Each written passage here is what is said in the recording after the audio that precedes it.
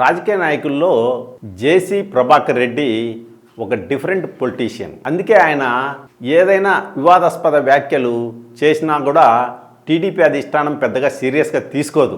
ఎందుకంటే ఈయన ఇంతే లెబ్బా, ఈయన ఇట్లే మాట్లాడతాడు లెబ్బా అని ఒక అలవాటు అయిపోయింది. పార్టీకి ప్రభుత్వానికి నష్టం తెచ్చేలా జేసీ ప్రభాకర్ రెడ్డి కామెంట్ చేసినా కూడా ప్రభుత్వం కానీ అట్లనే టీడీపీ అధిష్టానం కానీ జేసీ ప్రభాకర్ రెడ్డి విషయంలో మాత్రం మినహాయింపు ఇస్తున్న సంగతి మనకు తెలిసిందే. ఈ మధ్యకాలంలో బీజేపీ వాళ్ళపైన ఆయన ఎలాంటి వ్యాఖ్యలు చేశారో మనందరికీ తెలుసు. ముఖ్యంగా తెలంగాణకు చెందిన బీజేపీ నాయకురాలు మాధవీలత, అట్లనే ఏపీ బీజేపీ మహిళా నాయకురాలైనటువంటి యామిని పైన ఆయన తీవ్ర వ్యాఖ్యలు చేసినారు. అవి రాజకీయంగా కలకలం రేపినాయి. సరే, మాధవీలత గారికి ఆ తర్వాత ఆయన క్షమాపణ చెప్పినాడు. అది విషయం.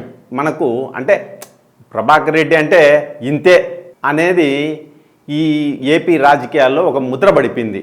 ఇక ప్రస్తుతానికి వస్తే తన నియోజకవర్గంలోని యాడికి మండల వాసులకు జేసీ మాస్ వార్నింగ్ ఇచ్చినారు. ఆలయ కుంటను కబ్జా చేసిన వారిని ఎట్టి పరిస్థితుల్లోనూ వదిలిపెట్టే ప్రసక్తే లేదని జేసీ ప్రభాకర్ రెడ్డి గారు అన్నారు. పట్టణ అభివృద్ధి కోసం అక్రమ నిర్మాణాలను జేసీబీలతో నిర్దాక్షిణ్యంగా నేలమట్టం చేస్తానని జేసీ ప్రభాకర్ రెడ్డి గారు హెచ్చరించారు. వైసీపీ హయాంలో ఆలయకుంట భూమిలో ఎక్కడ పడితే అక్కడ విచ్చలవిడిగా అక్రమ నిర్మాణాలు ఉన్నట్టు ఆయన ఆరోపించినాడు. ఇల్లు నిర్మించిన వారి దగ్గర ఏమైనా ప్రభుత్వం అధికారిక రికార్డులు ఉంటే తీసుకురావాలని ఆయన పిలుపునిచ్చారు. లేని పక్షంలో ఏ పార్టీ వారైనా సరే, టీడీపీలే, బీజేపీలే, వైసీపీలే, ఎవరిని వదిలిపెట్టనని ఆయన మాస్ వార్నింగ్ ఇచ్చినాడు. ఈయన వార్నింగులు మరి వాళ్ళు లెక్క చేస్తారా చేయరా అనేది తెలియాల్సి ఉంది.